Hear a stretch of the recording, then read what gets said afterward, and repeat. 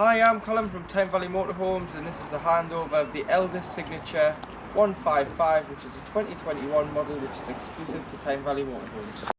So as we start walking around the driver's side, first you've got your exhaust for the engine and then the exhaust for your water heater.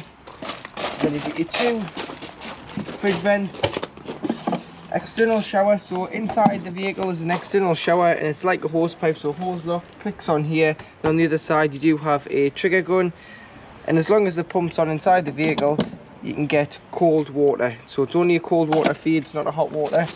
And then down here you've got your two drain down taps. So you've got your grey, which is anything you put down a plug hole, goes into a holding tank, and then you simply open and drain off.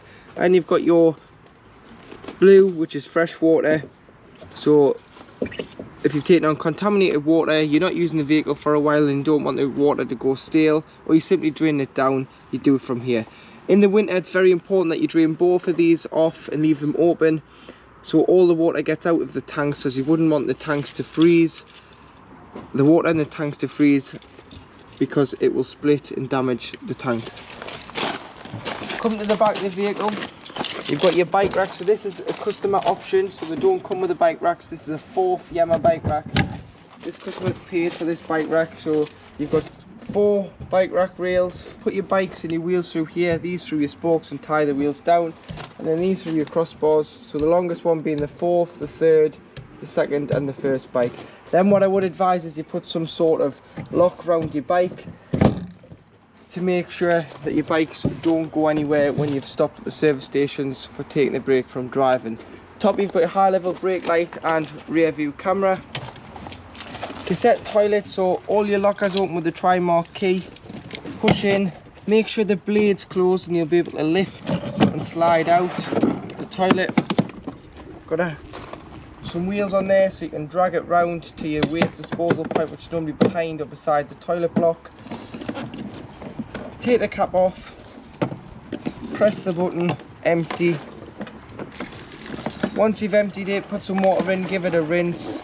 Then if you're using the liquid, the green or the blue, a capful, and in it goes, and it's ready to go back in the vehicle. If you're using the tablets, which are more economically friendly and environmentally friendly, pint of water and then drop a sachet into the toilet of either the blue or the green chemical. At the back here you've got a small key which opens this flap here, and this is where you put your hose pipe in there and fill with fresh water. You will have to carry some hose pipe fittings as it's just a brass tap on most sites. And then this side you've got your leisure battery, your mains connectivity point, so you just get your hooker bleed, hook on there, and below you've got a 3-pin plug, so if you wanted power for an outdoor power source in the awning, you can put a wire into your awning. And that simply locks with a tri-mark key as well. And then coming round, external gas point, so there's a spigot there, so you need to cut that off with some scissors, put that into there and get some gas hosing and some Jubilee clip to connect to your Kadak or your awning heater and turn on and off, and you can use this for your external barbecue or awning heater, and it runs off the main bottle on board. Storage underneath the bed, and your water pumps underneath there. You've got a large bit of storage. And in here, LPG, liquid petroleum gas. This is a gas locker. It takes 2 6-kilogram bottles. So at the moment there isn't any bottles on, but you can fit 2 6-kilogram bottles. Always drop the bottle into the vehicle. Left hand thread, so it's opposite threads with it being gas, and you just hand tighten. No need for a spanner, just tighten it as hard as you can with your hands. Turn the bottle off when travelling, and then obviously turn it on when on site.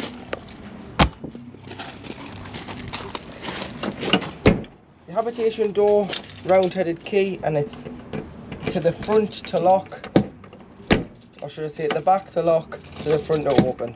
And then at the front of the cab you have your diesel filler, which opens with the main ignition key. And then AdBlue, so this comes on between the fuel and the temperature gauge on the dash and looks like an exhaust light. AdBlue is simply a new treatment for new diesel engines to keep the emissions down. It's a 19-litre tank. If it does come on, you can fill from the service stations, or you can buy it in the 10-litre drums and fill the AdBlue up. tyre pressure, so 5 on the front, which is 72.3 psi, and 79.5 on the back, which is 5.5 bar. Underneath the seat is where you'll find your toolkit, so it's got a jack and a brace and a tone iron, and then underneath the floor is your engine battery. Bonnet release.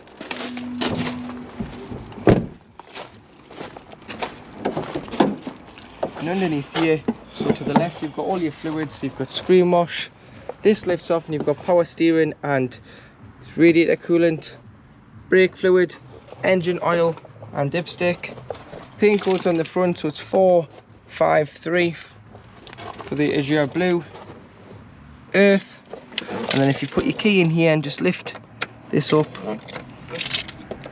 you've got your positive for giving or receiving a jump start.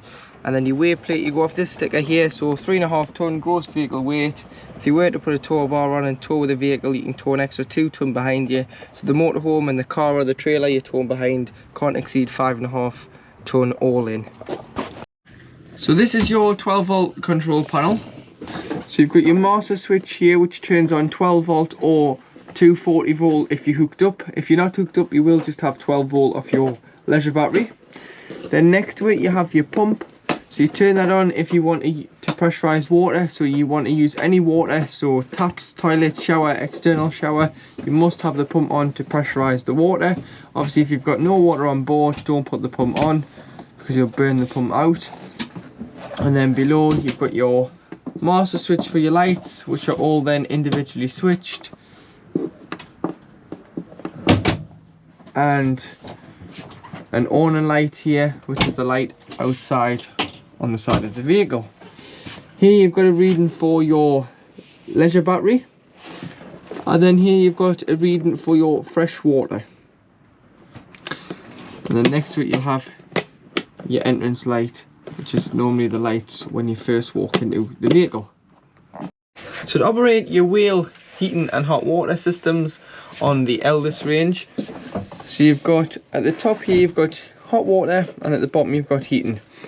Then if you click, you'll be able to display which source you want to go on. So if I just click the hot water first, start from the beginning, you've got one wiggly line, which is 1 kilowatt of electric. You'd normally use this on smaller CL sites or sites where you don't get a big enough current through your hookup lead. Then you've got 2 wiggly lines, which is 2 kilowatts of 240 volt electric, which you can use on most campsites throughout the UK. You've got gas on its own, so if you're wild camping and you didn't have any hookup facility, you just have to use gas. I'm in the van on the pitch. And then you've got gas and 1 kilowatt of electric, and gas and 2 kilowatts of electric. Obviously 2 sources together will double the heating time of the vehicle, so it will reduce it, should I say. To the workshop in the air. So you'll get hot water a lot quicker than just on electric or gas, because both sources together will reduce the time. So this is better if you're using it in the winter months or you were desperate for hot water. And then below you've got electric on 1 kilowatt for heating, electric on 2 kilowatts, electric on 3 kilowatts to heat the vehicle, gas on its own when you're wild camping, gas and electric, which you'd use more for the heating in the winter months when it's cold, just to give the heating that boost to heat the vehicle up. And then you would turn it off the gas, as you wouldn't want to waste your gas, and allow the electric to continue to heat the vehicle. Should you get a warning exclamation mark down the side here, which means one of them has failed, all you need to do is press whatever's failed. So say it was the hot water and the plus sign together, press and hold. So just press and hold and continue to hold until that red exclamation mark was to disappear. Then you'll be able to reset the panel by just setting the source up again. Temperature, so you've got a plus and a minus. So at the top here it's 30 degrees, in the middle is 15, so you can select the temperature you want the vehicle to be. To operate the Dometic fridge, so you've got 3 ways. You've got off at the top, mains 240 volts. This is when you've got to have the vehicle hooked up to hook up. So if you're lucky enough to keep this at home, you'd obviously pre-chill the fridge on electric a couple of days before you go away. Put the shopping in the night before and allow that to chill. And then what you can do is you can turn it to the battery, and the battery is a feed off the engine alternator when the engine's running only. So it's not off the leisure battery, it's just off the engine alternator, and that'll just turn the fridge into a big cool box and keep the temperature the same. So it won't get any colder, but it won't get any warmer. It'll just keep it nice and fresh until you either go back to electric, or if you're wild camping, you'd go down to gas, which is the bottom one, push your temperature valve in and the igniter,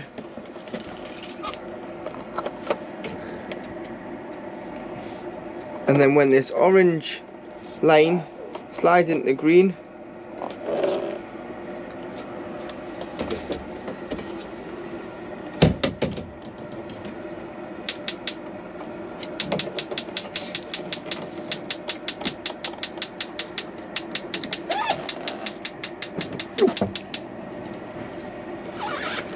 when it moves along,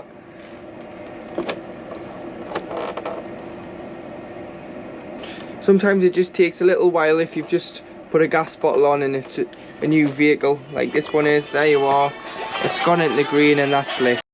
So operate your cooker, which is a new Fedford cooker. You've got 3 gas rings, so make sure the gas is turned on and you'll be able to light your gas rings there. And then once you've turned them off, allow them to cool before you put the glass lid down. But at the back you do have a electric hot plate, which is on mains electric only. So if you don't want to waste your gas, you can just use the back one. And then below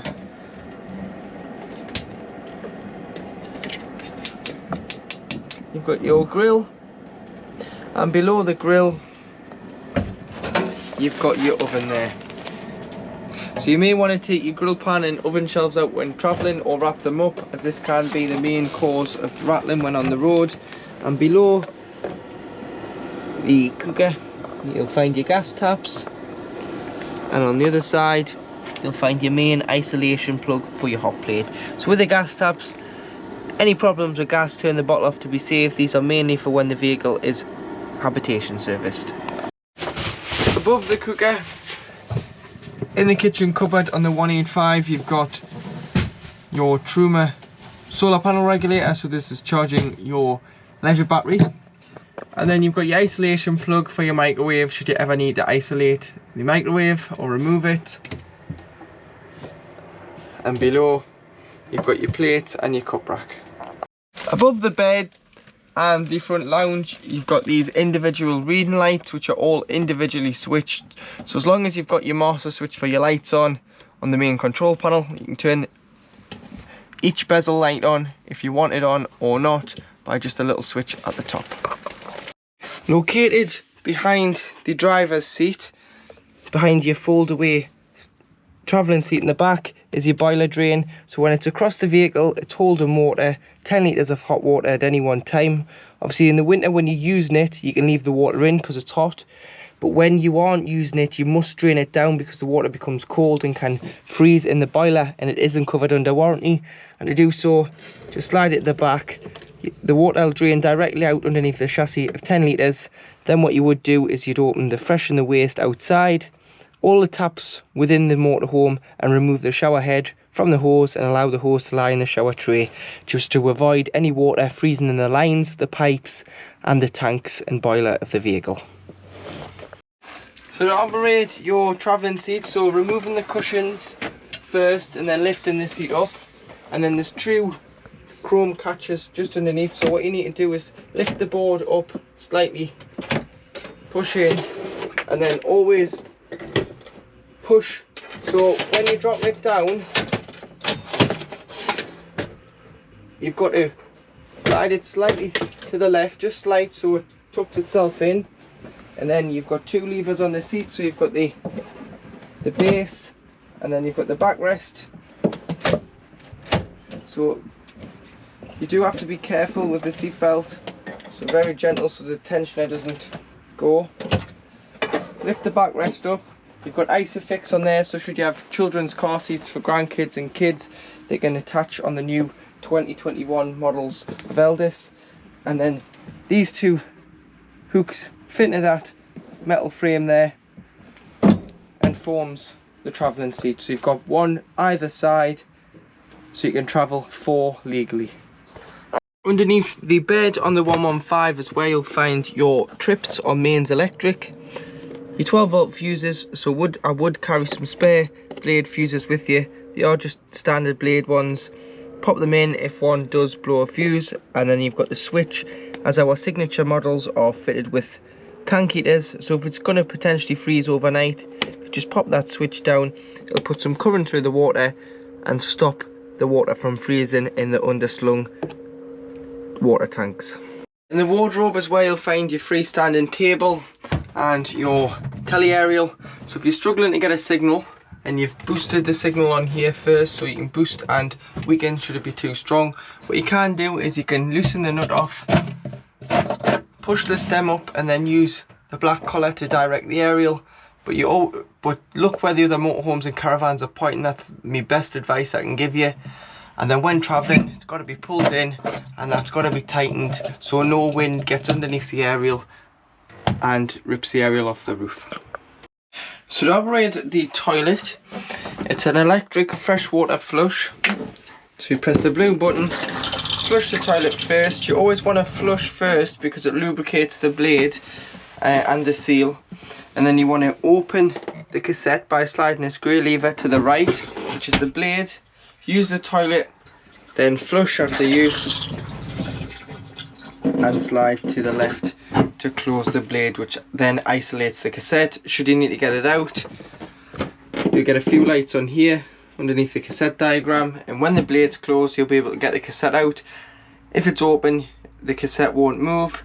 But if you are buying the packs of chemical, obviously the blue goes in your cassette, the pink is normally more for caravans as they have a header tank, and this comes from the fresh water, so the flush comes from the fresh water on the main tank. But you can use the pink if you put in a spray bottle, dilute it and just spray the bowl and then flush. It'll give you the fragrant smell and clean the bowl of the toilet, but you can't put it in any tank. It's got to just go into a spray bottle and be sprayed onto the bowl.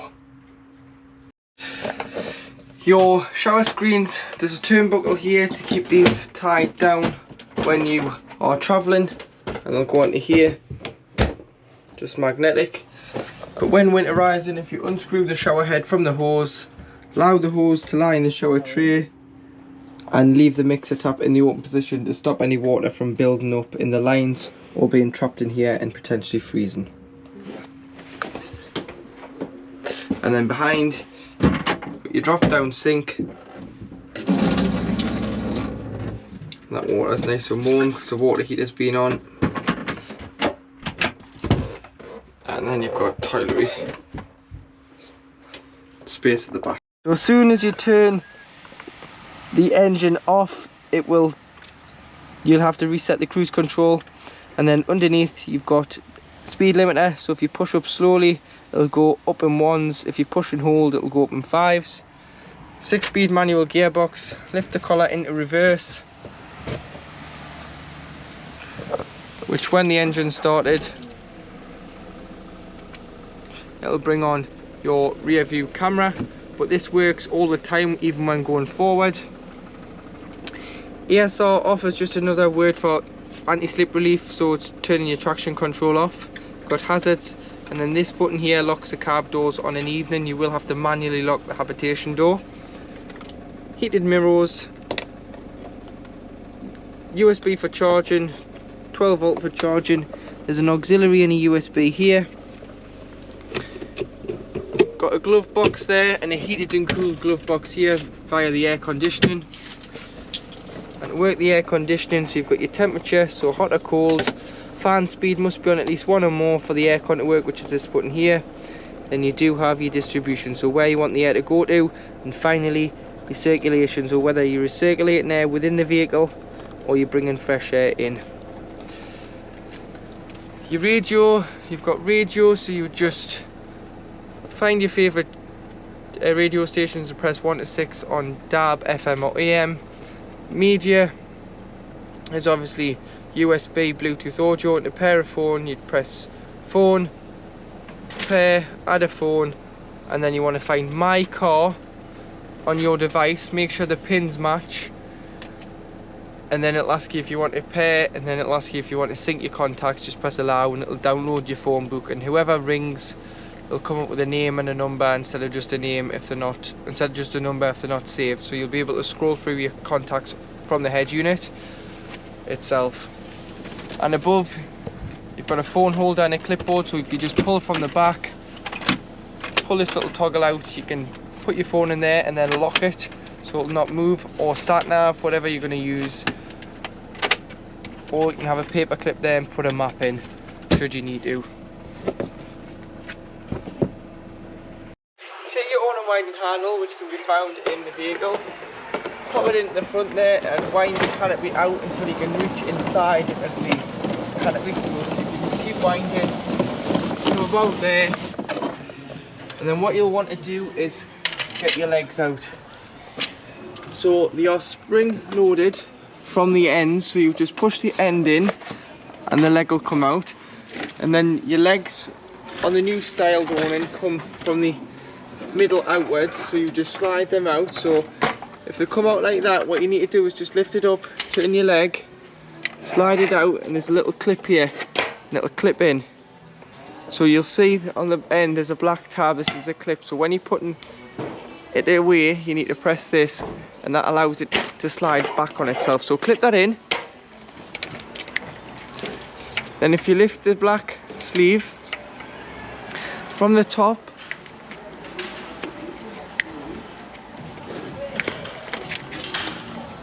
you'd manage to get the leg, telescopic leg, adjust the height, then push this clip down.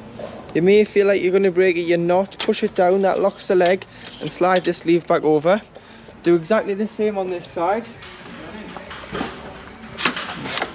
So spring loaded, slide it out, slide the leg down, clips in, lift the sleeve, adjust the height, push down, drop the sleeve on top. Then what you'll want to do is you'll want to wind it. So if you use your winder again, so this just bears the weight on these legs here. So if you just keep winding, and then every so just move your feet out, and then wind some more, and just keep walking it out until you have it out far enough. So you keep walking it out,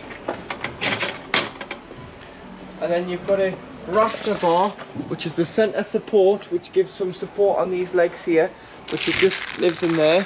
So again, spring loaded end, and then you'll just have to fish the awning out to the rafter bar, so like so. One end clips in here, and one end clips in there, so I need to go a little bit more with the awning by walking it out.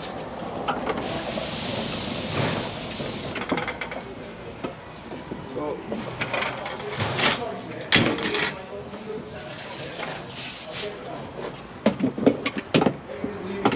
one end in there, and then that clips in there, and then that's your rafter bar in position, which torques the canopy a bit more and gives it that extra bit of stability. But should the wind speed be more than 15 miles an hour, don't have your awning out at all. And if you go out for the day or go to bed on an evening, make sure your awning's in. And if you're using an air awning, on the front of the awning here, you've got a C-rail, so you get a driveway kit which would attach to this channel, and it'll attach an air tent to the side of the motorhome. So to put away, take your rafter bar out,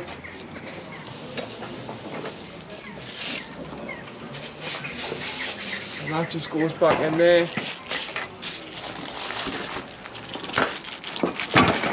So push it in one end. Just make sure push right into the back channel to get the legs in. And then you'd walk it in.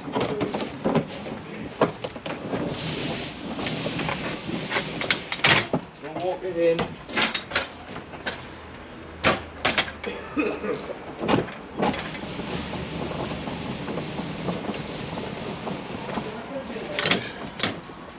Walking the awning in until you're happy, so do about there.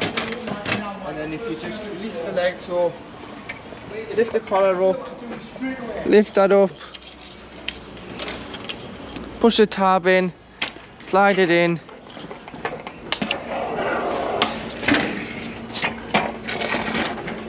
Slide that in like so. Clip the foot in, and then you'll want to do exactly the same the other side. So make sure your awning, your after bar's still pushed right in because it does move. So lift the collar, lift the leg, slide it up, clip, slide the clip in the middle of the vehicle, push down, and then push your feet. The chrome little feet on the end of the awning legs is where you'd put the pegs to peg it into the grass on your site, and then all you'd need to do is wind it in.